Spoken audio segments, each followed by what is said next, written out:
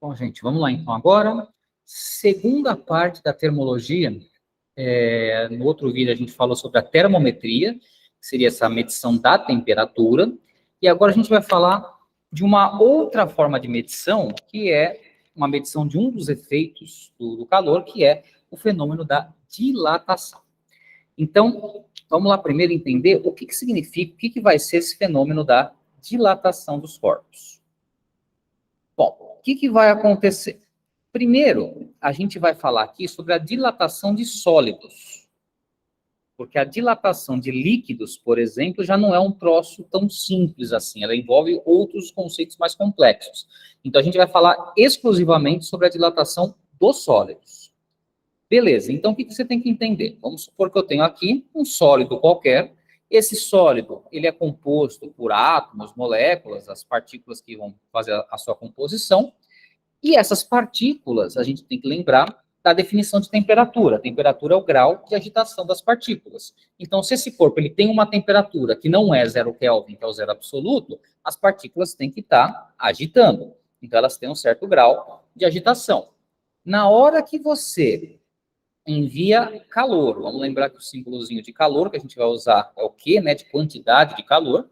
Na hora que você envia calor para esse corpo, as partículas vão começar a agitar mais rapidamente, vão aumentar a velocidade de agitação. E quando elas aumentam essa velocidade de agitação, elas acabam ocupando espaços maiores, já que como se aumenta a velocidade, elas vão mais longe, vamos dizer assim. Então, esse corpo, eu estou exagerando, mas ele vai aumentar de tamanho na hora que você enviar calor para esse corpo, porque as partículas, elas vão ocupar espaços maiores, já que elas vão ter aí um grau de agitação muito maior. Esse é o fenômeno da dilatação, tá?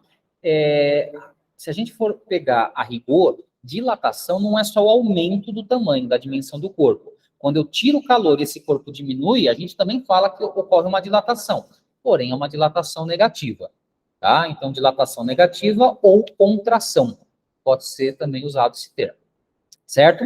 O importante é você perceber que esse fenômeno da dilatação, essa mudança nas dimensões do corpo, ocorre devido a você inserir ou tirar calor do sistema.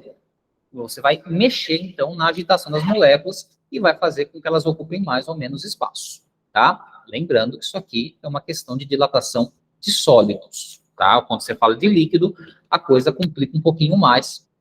Mais para frente a gente vê essa parte. Bom, então, o que vai acontecer aqui? Vai acontecer o seguinte.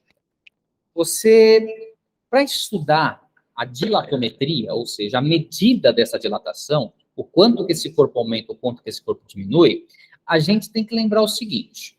Se você pegar, por exemplo, um cubo aqui, e você esquenta esse cubo, vamos supor que é um cubo metálico, na hora que você esquenta esse cubo, todas as dimensões dele vão aumentar. Não dá para você aumentar só um lado, por exemplo. Ele aumenta os 3 lados. Então, a dilatação, ela sempre acontece no geral. Ela atinge o corpo como um todo. Vai ter que aumentar todas as dimensões na hora que você enviar calor para esse corpo. Tá, mas para facilitar o nosso estudo, a gente acaba dividindo essa dilatação em tipos. Então, por exemplo, o primeiro tipo de dilatação que a gente vai ver é o que a gente chama de dilatação linear. Então, o que vem a ser uma dilatação linear? Linear lembra a linha. Linha é uma coisa unidimensional. Então, como é que funciona? Vamos imaginar que eu tenho aqui uma barra fininha, porém comprida. Ela não tem muita espessura, mas ela é comprida. Então, o que acontece? Se eu esquentar essa barra, ela vai dilatar para todas as dimensões, só que como a espessura dela é muito pequenininha, ela praticamente você nem considera. Você vai acabar considerando só o comprimento dessa barra. Então, a dilatação linear você usa quando os corpos eles são mais compridos do que espessos, do que finos, vamos dizer assim.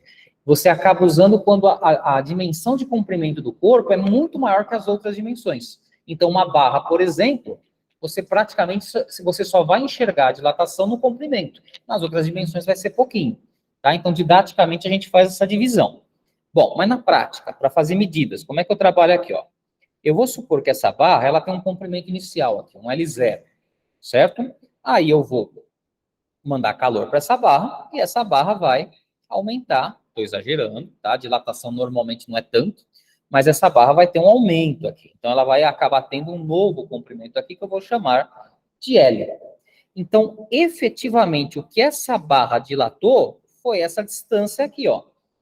Essa distância aqui é o que a gente vai chamar de ΔL, exatamente a dilatação dessa barra. E o ΔL, aqui tá fácil, né? Ele vai ser o L final menos o L inicial, vai ser o comprimento final menos o comprimento inicial. Tá, mas tá fácil, né? Realmente, tá facinho. Mas como é que eu vou descobrir esse comprimento final, se eu não tivesse essa informação? Bom, aí que vem exatamente a dilatometria. Então, vários estudiosos na história da ciência foram mexendo com essa questão da dilatação e vendo o que influi nessa dilatação. E aí, basicamente, eles percebem o seguinte: eles percebem que a dilatação ela depende de 3 fatores principais. Então, vamos aqui, ó. Então, o ΔL, ele vai depender de 3 fatores. O primeiro fator é o comprimento inicial da barra. Quanto mais comprimento inicial eu tenho, mais dilatação eu tenho também. Eu vou ter mais moléculas para dilatar. Então, o comprimento inicial, ele afeta a dilatação. A outra coisa que afeta essa dilatação é o material de que é feito a barra. Esse material que compõe a barra, dependendo do material, tem materiais que dilatam mais facilmente e materiais que dilatam não tão facilmente. Então, se eu pegar, por exemplo, alumínio e cobre, cada um dilata de um jeito diferente. Então, esse comportamento do material, a gente chama ele, que acaba representando por uma letrinha grega, que é a letrinha alfa. Esse alfa, ele acaba sendo uma coisa chamada coeficiente de dilatação linear, porque eu estou usando isso aqui só na questão linear, né? Então, esse alfa é um coeficiente. E varia, também depende da questão da temperatura. A temperatura, que é a variação de temperatura, no caso, é o ΔT. Ou seja, se eu aumento 100 graus Celsius, logicamente vai dilatar menos do que se eu aumentasse 200 graus Celsius. Então, o ΔT, a variação de temperatura, acaba influenciando. Então, essa equaçãozinha aqui é a equaçãozinha que a gente acaba usando para você conseguir descobrir o quanto que um corpo dilata. Basta que você saiba o comprimento inicial, de que material que esse corpo é feito, que vai acabar mudando esse coeficiente de dilatação linear, e a variação de temperatura, certo? Agora, vamos pensar aqui nesse coeficiente de dilatação linear. Esse coeficiente, qual que vai ser a unidade utilizada para ele? Então, para eu descobrir a unidade desse coeficiente, eu tenho que saber a unidade do resto. Então, eu vou fazer o seguinte aqui, ó. Eu vou escrever novamente essa formulazinha. ΔL é igual L0 vezes alfa vezes ΔP, só que no lugar das nossas grandezas, eu vou colocar as unidades das grandezas. Então, o ΔL é o quanto dilatou, é um comprimento, então. Então, eu vou trabalhar aqui, ó, em metro. Lembrando que esse colchete você usa quando você coloca as unidades, tá? O L0, ele também é um comprimento, é o comprimento inicial. Então, você também vai colocar em metro. O alfa é o que você quer descobrir. Então, eu vou deixar quieto esse alfa aqui. E o ΔT, a gente usa graus Celsius. Bom, o que vai acontecer? Esse metro acaba indo embora com esse metro. Então, acaba ficando 1 desse lado daqui. Aí vai sobrar o alfa e esse grau Celsius. Esse grau Celsius eu vou acabar passando dividindo para cá. Ó. Então, vai ficar 1 sobre grau Celsius é igual ao alfa, a unidade do alfa que eu quero descobrir. 1 sobre grau Celsius, matematicamente, é grau Celsius elevado a menos 1. Então, a gente acaba falando que a unidade desse alfa é grau Celsius a menos 1. Essa acaba sendo a unidade usada para o coeficiente de dilatação. Tá? Esse grau Celsius menos 1. Então, por exemplo, eu posso falar que um certo metal, o alfa dele é 2 vezes 10 elevado a menos 6 graus Celsius a menos 1, acaba sendo a unidade. E os coeficientes normalmente são baixos, viu? É tudo na casa de 10 elevado a menos alguma coisa. Tá? As dilatações, na verdade, a gente tem uma impressão que a dilatação é um aumento grande do tamanho do corpo, mas elas normalmente são na casa de milímetros, elas não são tão grandes assim. As dilatações, normalmente, elas são mais discretas na vida real. Tá? Então, é assim que você vai trabalhar para fazer esse cálculo da dilatação. Tá? Vamos fazer, então, alguns exemplos aqui para vocês entenderem como é que a gente trabalha essa questão matemática, né? Já que dilatometria, você quer medir a dilatação. Então, você quer fazer esse cálculo da dilatação do corpo. Então, vamos fazer o seguinte, ó. Vamos fazer o primeiro exemplo aqui, ó. Primeiro exemplo aqui, vamos supor o seguinte, vamos pegar bem basicão mesmo. Vamos supor que eu tenho um corpo que tem comprimento inicial 20 milímetros. Vamos supor que ele é feito de um material aí, de um metal qualquer, cujo coeficiente de dilatação é 5, 10 a menos 6 graus Celsius menos 1. E vamos supor que eu aumento aí a temperatura desse corpo em 100 graus Celsius. E eu quero saber quanto que esse corpo vai dilatar, ou seja, qual vai ser o delta L desse corpo. Quanto que vai, então, ser esse aumento no comprimento. Bom, é tranquilinho, tá? Eu vou diretamente aqui na fórmula de dilatação, ó. Delta L vai ser o L0 vezes alfa vezes o delta T. Eu quero calcular esse delta L. O L0 é 20 milímetros.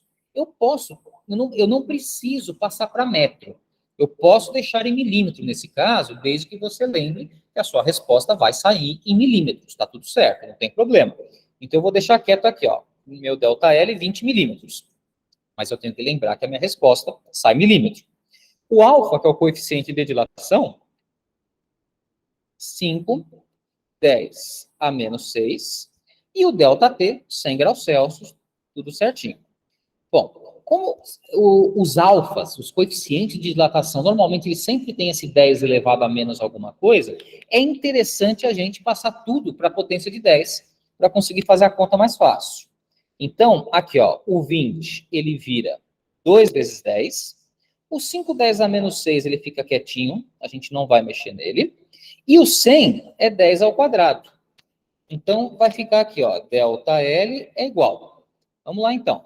2 vezes o 5, isso vai dar 10. Agora eu vou fazer as potências de 10, efetivamente. 10 vezes 10 a menos 6 vezes 10 ao quadrado. Vamos lembrar que aqui é 10 elevado a 1, né? Então, é uma multiplicação de potências de mesma base. Eu vou manter a base e vou somar os expoentes. Então, 1 com menos 6 vai dar menos 5. Menos 5 com 2 vai dar menos 3.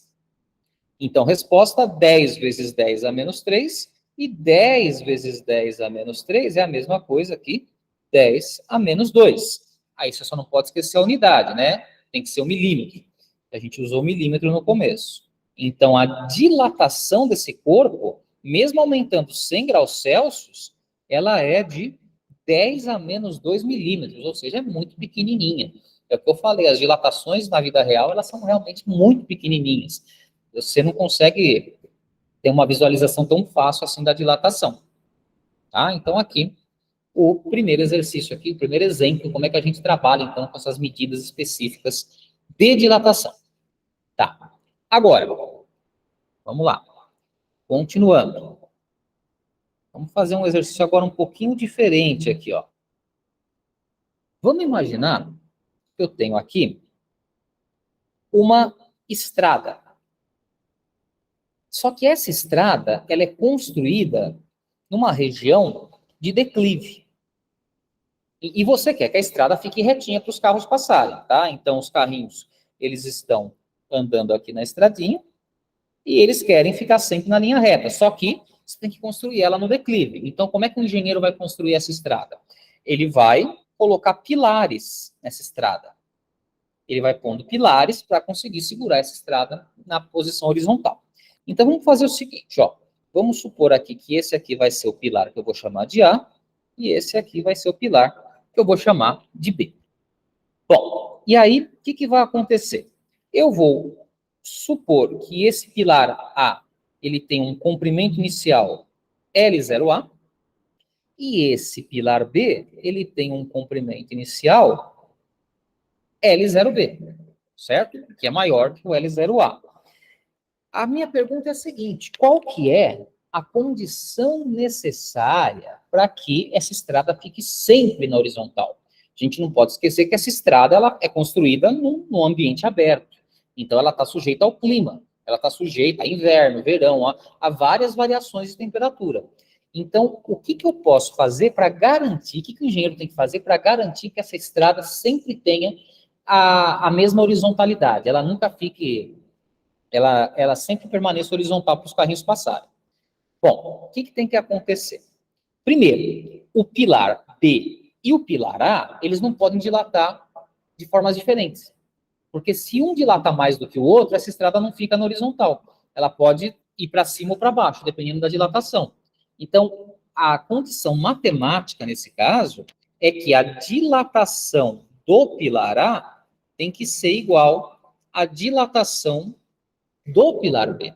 Essa que é a condição para que essa estrada fique sempre na horizontal.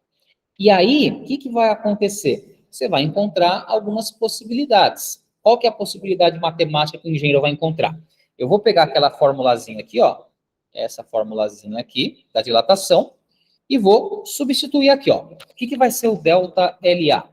Vai ser o comprimento inicial do pilar A, o alfa do material do pilar A, que é o coeficiente de dilatação, e o delta T.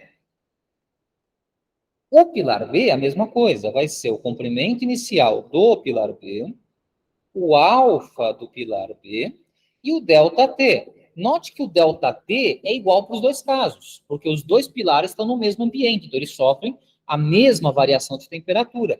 E aí, então, o delta T ele acaba sendo cortado. Então, vai sobrar o quê aqui? Ó? Vai sobrar que o L0A vezes o alfa A vai ser igual ao L0B vezes o alfa B. E aí você pode, por exemplo, achar uma relação matemática entre eles. Essa é a relação matemática que o engenheiro vai ter que fazer para conseguir fazer a estrada ficar sempre na horizontal. Eu posso, por exemplo, pegar o alfa B e passar para cá dividindo, e posso pegar o L0A e passar para o lado de cá dividindo também. Aí vai ficar o alfa A, o alfa B veio aqui para baixo. Isso vai ser igual, o L0B já estava aqui, ó, e o L0A passa aqui para baixo. Essa acaba sendo uma relação matemática possível, que o engenheiro acaba tendo que usar para garantir que essa estrada fique sempre na horizontal. Esse é um dos fenômenos possíveis, aí uma das consequências do fenômeno da dilatação. E falando em algumas consequências, agora um pouquinho mais, não tanto cálculo, mas consequências mais visuais da dilatação, onde que você consegue enxergar esse fenômeno? Por exemplo, esse fenômeno da dilatação você acaba enxergando nos postes que tem na rua, ou naqueles fios de alta tensão. Se você pegar esses postes ou esses fios de alta tensão, vocês vão reparar que a fiação de poste para poste, ela nunca fica perfeitamente esticada. Você sempre tem uma folguinha aqui. Por que você tem essa folguinha? Porque se você fizer, por exemplo, esse poste no verão, aí chega um inverno muito rigoroso e baixa muito a temperatura, se esse fio tivesse esticado, ele arrebentaria. Então, você deixa exatamente essa folguinha para que no inverno ele consiga fazer a diminuição de comprimento e ele consiga ficar ainda preso nos postes. Essa é uma das aplicações da dilatação. Outra aplicação muito famosa da dilatação, se você pegar um viaduto, por exemplo, quando você estiver andando de carro, repara no viaduto, o viaduto, ele não é inteiro. Se você reparar o viaduto, quando o engenheiro constrói, ele deixa alguns buraquinhos, ele deixa alguns vãos, tá? Por que você tem, então, esses vãos aqui? Esses vãos, inclusive, eles recebem o nome de vãos de dilatação, ou então juntas de dilatação, dá na mesma. Bom, por que você tem esses vãos? Mesma história. Vamos supor que você constrói esse viaduto no verão. Quando chega o inverno e baixa a temperatura, o que acontece? Esse viaduto, esse concreto do viaduto, vai querer diminuir de tamanho. Se você fizer a construção de uma forma única, sem dar esses espacinhos, esse viaduto vai quebrar. o concreto vai quebrar, vai trincar, e esse viaduto provavelmente vai despencar. Então, esses vãos é exatamente para você deixar um espacinho para que eles dilatem, para que eles consigam aumentar de tamanho. Aumentar de tamanho no verão e diminuir no inverno. Esses espacinhos, eles existem exatamente para que você consiga ter essa variação de comprimento, essa variação de tamanho, sem arrebentar a estrutura do concreto. Isso tem em viaduto, isso tem em linha de trem, tá? Nos trilhos do trem, você nunca constrói o trilho de uma vez só. Você vai construindo por peças. Então, você faz uma peça, deixa um espacinho, põe outra peça, deixa um espacinho, põe outra peça, exatamente para que essa peça tenha liberdade para dilatar, sem arrebentar o trilho inteiro, sem afetar tudo. Tá? E você tem uma última aplicação aqui também, famosa da dilatação, que é o seguinte, é o que a gente chama, o nome técnico dessa aplicação é lâmina bimetálica. Tá, como é que funciona essa lâmina bimetálica? Ela funciona assim. Você vai ter um metalzinho aqui, uma barrinha de metal, tá? Eu vou chamar de metal 1, só que você gruda nesse metal 1 uma outra barra de um outro metal, o metal 2 no caso, certo? Beleza. E aí, o que acontece? Como esses metais são diferentes, cada um dilata de forma diferente. Então, vamos supor que o coeficiente de dilatação do metal 1 seja maior que o coeficiente de dilatação do metal 2. Ou seja, o que isso significa? O metal 1 dilata mais rápido. Ele vai dilatar mais do que o metal 2 para a mesma variação de temperatura. Então, se o metal 1 dilata mais que o metal 2, na hora que você esquenta, como esses dois estão juntos, e o metal 1 quer ficar com um tamanho maior que o metal 2, na prática acontece o seguinte, o metal 1, ele cai por cima do metal 2, exatamente para ele ficar com esse comprimento maior do que o metal 2. Então, ele acaba tombando por cima do metal 2, já que ele dilata mais fácil e vai acabar chegando num comprimento maior que o 2. Então, ele cai por cima do 2. Ah, legal, tudo bem, entendi. Mas para que serve isso? Isso aqui é usado, por exemplo, dentro dos termômetros digitais. Por quê? Porque como essa curvatura aqui, ela acaba rigorosamente tendo um ângulo aqui de curvatura, tá? Um ângulo qualquer aqui, esse ângulo de curvatura depende da temperatura. Então, dentro dos termômetros digitais, você tem essa lâmina bimetálica, e aí você coloca ele para medir a febre da pessoa, e de acordo com a febre da pessoa, que é a temperatura dela, esse ângulo de inclinação da lâmina vai ser diferente. E aí, de acordo com esse ângulo, você consegue saber, você consegue fazer uma relação com a temperatura exata e faz a medição da temperatura da pessoa. Então, essa lâmina bimetálica acaba sendo usada, a principal utilização dela é exatamente nos termômetros digitais. Eles acabam tendo essa lâmina lá dentro deles, para conseguir fazer a medição de acordo com o ângulo, tá? E o princípio é exatamente esse, um metal tem que dilatar mais do que o outro, tá? Então essa aqui é uma aplicaçãozinha das lâminas bimetálicas, certo?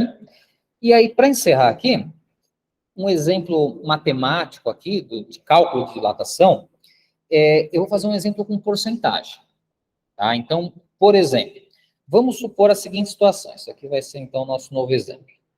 Vamos supor que eu quero que um metal, tá, o meu corpo, ele sofra uma dilatação de 20%.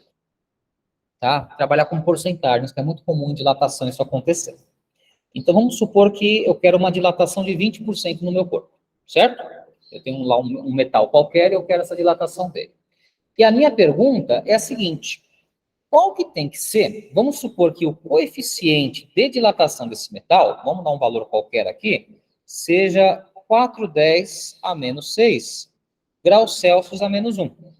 Vamos supor que eu quero, então, saber qual que tem que ser a temperatura, qual que tem que ser a variação de temperatura que eu tenho que fornecer para que ele aumente 20% no comprimento dele. Bom, então o que você tem que lembrar? Primeiro você tem que lembrar que a dilatação, naquela nossa equaçãozinha, qual que é o símbolo que a gente usa lá para representar a dilatação? É o ΔL. Então, quando você fala que a dilatação tem que ser 20%, você está falando que o ΔL tem que ser 20%. Só que porcentagem, ela nunca aparece sozinha. Eu nunca falo que eu quero 20% de aumento. Esse 20% de aumento é sempre em relação a alguma coisa. Eu tenho que aumentar sempre em relação a alguma coisa inicial. E nesse nosso caso, o inicial é o comprimento inicial da barra. Então, quando você fala que você quer uma dilatação de 20%, você quer uma dilatação de 20% em relação ao comprimento inicial da barra. É assim que se representa matematicamente. Muito bem. Então, aí a gente vai agora resolver essa questão matemática. Vamos colocar aqui a nossa formulazinha da dilatação. ΔL igual L0 vezes alfa vezes ΔT. Muito bem. E aí, o que vai acontecer? O ΔL, eu acabei de ver aqui, ó, é 20% do L0, é 20% do comprimento inicial. Eu vou ter que escrever isso de uma forma fracionária para conseguir fazer a conta. Então, eu tenho que lembrar que 20% é 20 sobre 100. Essa é a definição de porcentagem, né? É sempre sobre 100. Então, é 20% do L0, igual. O ΔL, então, é tudo isso. Aí, do outro lado, eu vou ter o L0, o alfa, eu pus um valor aqui, ó, que é o 410 a menos 6, e o ΔT é o que eu quero descobrir, qual que é a variação da temperatura. Note que quando eu faço isso, o L0 acaba, eu posso cortar o L0, né? Ele vai aparecer dos dois lados, pode ser cortado, e aí vai sobrar o quê aqui, ó? Vai sobrar 20 sobre 100 é igual o 4, 10 a menos 6 e o ΔT. Muito bem, agora eu tenho um problema bem matemático, tá? Eu vou ter que resolver esse problema usando as potências de 10, etc e tal. Então, olha só como é que a gente resolve isso facinho, ó. Primeiro que esse zero eu posso cortar com esse zero, vai ficar 2 sobre 10. 2 sobre 10, se você dividir 2 sobre 10, ele dá 0,2, né? Então, vai ficar 0,2 igual 410 a menos 6 vezes ΔT. O que eu vou fazer? Como eu tenho potência de 10, eu vou pegar esse 0,2 e passar para a potência de 10. Então, vai ficar 2, 10 a menos 1 igual 4, 10 a menos 6 vezes ΔT. Beleza. Esse 4, 10 a menos 6, que está multiplicando o ΔT, eu vou passar ele aqui para baixo dividindo. Então, vai ficar 2, 10 a menos 1 sobre 4, 10 a menos 6, e isso vai ser igual ao ΔT, que é o que eu quero descobrir. Então, vamos lá. Vamos fazer a continha aqui, ó. ΔT igual. É só fazer a conta, ó. 2 dividido por 4. Toma cuidado, hein? Não é 4 dividido por 2. 2 dividido por 4 dá meio. Meio, então é 0,5.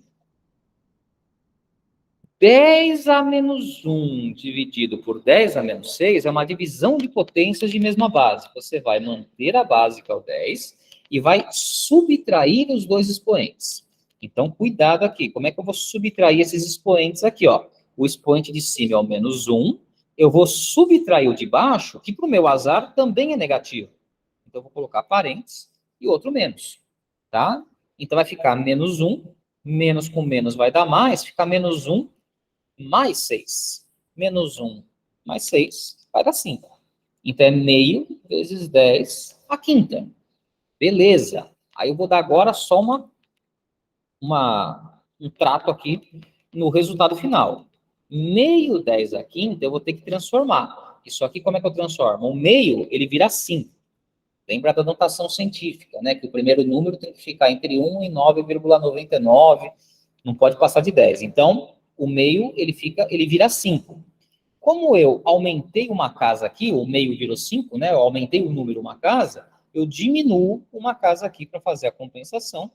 Então, é 5, 10 a quarta. Então, resposta, isso aqui é ΔT, a variação de temperatura. Então, é 5, 10 a quarta graus Celsius. Essa é a variação de temperatura. 5, 10 a quarta, né? Se você quiser não usar a potência aqui para dar a resposta, é a mesma coisa aqui, 50.000 graus Celsius. Então, para conseguir essa dilatação que eu pedi aqui no exercício, eu tenho que fazer um aumento de 50.000 graus Celsius na temperatura, tá? Então, esse esse aqui é o comecinho, então, da dilatação, da dilatometria, que é a questão da dilatação linear. É a que mais aparece, tá? O que você vai ter que também tomar cuidado? Eu posso ter outros dois tipos de dilatação de sólidos, tá? Essa linear é a mais facinho, é a que mais vai aparecer, só que a gente não pode esquecer que assim como eu, na dilatação linear, eu considerei que só o comprimento praticamente dilatava, eu ignorava as outras dimensões, eu posso ter, então, outros dois tipos de dilatação. Eu posso ter uma dilatação superficial,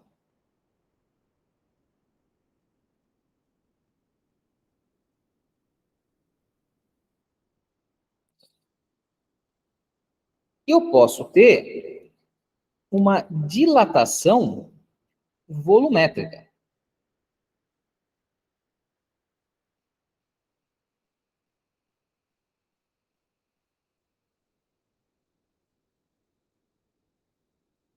Como assim, então?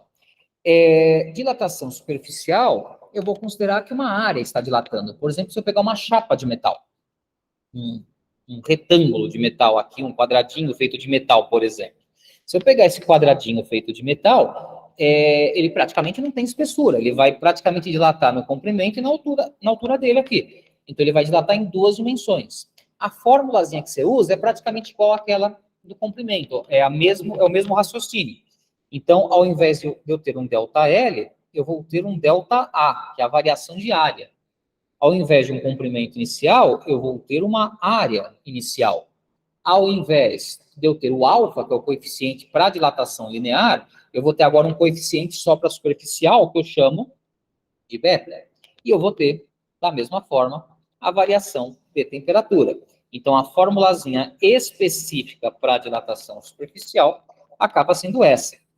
Da mesma forma, quando você tem uma volumétrica, ou seja, eu vou ter, por exemplo, um cubo, que ele vai dilatar igualmente em todas as três dimensões, você acaba tendo que usar uma adaptação da formulazinha daquela primeira forma. Você usa ela usando o volume. Então, vai ficar ΔV, né, que seria a variação de volume. No lugar do inicial, eu coloco V0, que seria o volume inicial.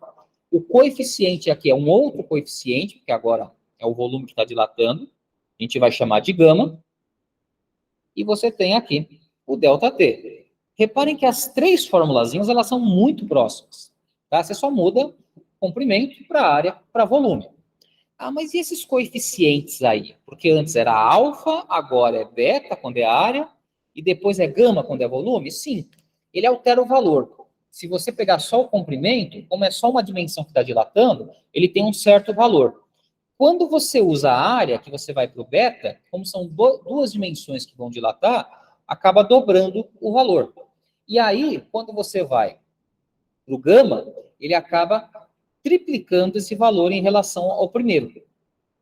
Então, o que acontece? É um cuidado que você tem que ter. Quando você trabalha com cálculos de dilatação superficial e volumétrica para sólidos, então você tem que lembrar essa relaçãozinha. O coeficiente superficial é 2 vezes o coeficiente linear, e o coeficiente volumétrico ele vai ser 3 vezes o coeficiente linear.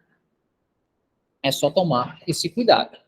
Mas a formulazinha é exatamente a mesma, tá? Então, essa é a parte da dilatação de sólidos, tá? Os sólidos você consegue modelar matematicamente com essas três formulazinhas tranquilamente. O próximo passo, que é a dilatação de líquidos, aí a coisa já fica um pouquinho mais complicada, porque o líquido tem que estar num recipiente, líquido tem algumas propriedades diferentes de sólidos, então não é tão simples assim para você fazer o cálculo, mas aí é um próximo passo. Beleza? Então é isso.